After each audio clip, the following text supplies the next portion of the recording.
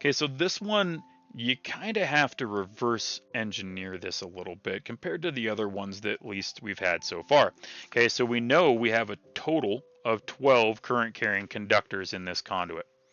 Okay, we also know that we're going through an area that's 122 degrees Fahrenheit. Okay, and what we also know for our last and most important point is that one of these circuits that's going through there needs to be good for 50 amps. Okay, it serves a 50 amp three-phase load. Okay, so compared to the questions we've had that are similar in nature to this though so far, it's same but different. So let's look at the factors and then let's show you the math on it. Okay, so we are talking about our adjustment factors, so we are going to be in 3, 10, 15. Let's take a look at those, and we can start with our temperature correction. Why the heck not? Okay, remember when you're looking at this temperature correction table, you're generally speaking almost never going to use the bottom table. We're going to be using the top one that's based on an ambient temperature of 86 degrees Fahrenheit. Okay, and what you're going to do is you're going to start by figuring out, am I talking Fahrenheit or Celsius? Fahrenheit on the right, Celsius on the left.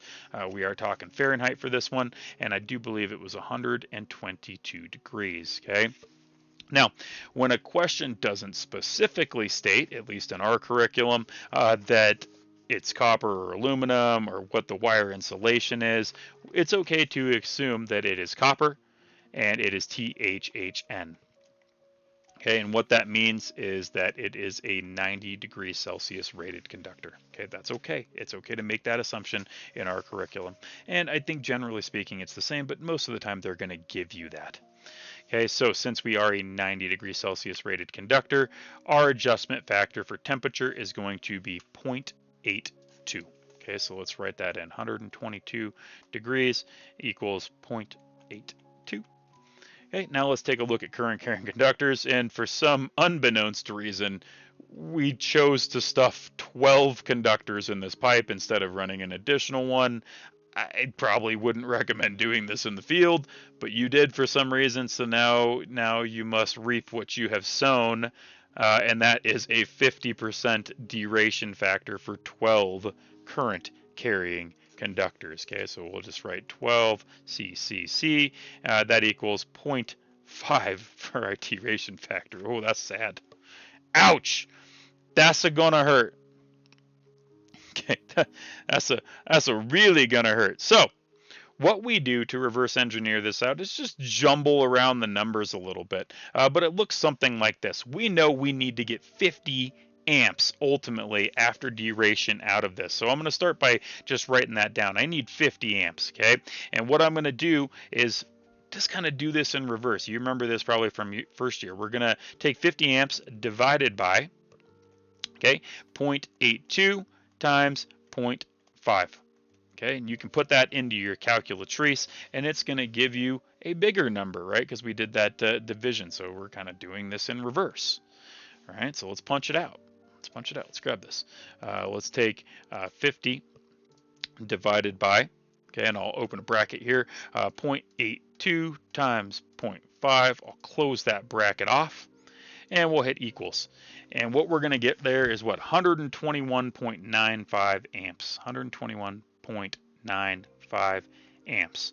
And much like the voltage drop calculations that we've seen in the past, that's what we're looking for. Okay, so we are going to cruise over to our Holy Grail table, 310.16, and we are going to find a conductor in the 90 degree column. Okay, remember, deration can be pulled out of the 90 degree column. We are going to find one that is good for 121.95 amps. Okay, so let's do that real quick. 310.16. Okay, again, 90 degrees Celsius column. THHN lives there, that's why we're able to use it. And I'll cruise down till I find a conductor that's good for that. Looks like 130 here, and a number 2. It's the deuce. Okay, number 2 is good for that. Number 2. Answer it. Done. Now, if you're not 100% confident that you got the right number, you could have guessed and checked. I mean, that would work as well, but you can always run this backwards, okay, to make sure that it's good. Okay, so number 2 is good for 130 amps. We just use our adjustment factors, and we apply them, okay? Times 0.82 times 0.5, okay? And you math it out, and it's going to come out to something like 53.3 amps, okay? Which is good to serve this 50 amp load. Okay, so just same thing, same, but different in a little bit different order. Juggle it around. That's what they were getting at on that one, and I could understand why it was a little tricky because it's different than most of the other ones we had.